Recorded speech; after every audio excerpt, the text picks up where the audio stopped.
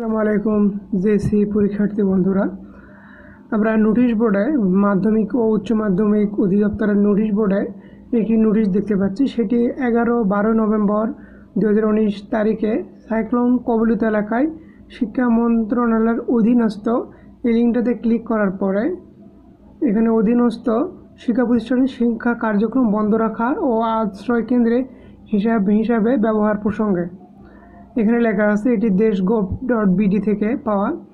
এখানে লেখা আছে যে সংশ্লিষ্ট সকলকে এই মর্মে জানা যাচ্ছে যে দুর্যোগপূর্ণ আবহাওয়ার কারণে আগামী 11-12 নভেম্বর 2019 খ্রিস্টাব্দের তারিখে নিম্নে জেলা সময়ের শিক্ষা প্রতিষ্ঠানের অধীনস্থ সকল শিক্ষা প্রতিষ্ঠান কার্যক্রম বন্ধ থাকবে। তবে সাইক্লোন কবলিত লোকজনের নিরাপদ আশ্রয় নিশ্চিত করার জন্য প্রতিষ্ঠানগুলো খোলা রাখতে হবে। যেমন জেলাগুলো হলো চট্টগ্রাম, নোয়াখালী, লক্ষ্মীপুর, ফেনী, চাঁদপুর, খুলনা, সাতক্ষীরা, বাগেরহাট, বরিশাল, পটুয়াখালী, বরগুনা, ভোলা, ঝালকাঠি, পিরোজ। ঊর্ধ্বতন কর্তৃপক্ষের নির্দেশে আদেশ জারি হলো।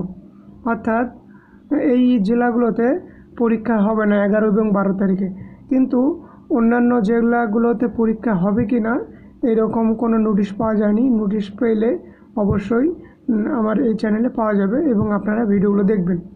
ধন্যবাদ সবাইকে।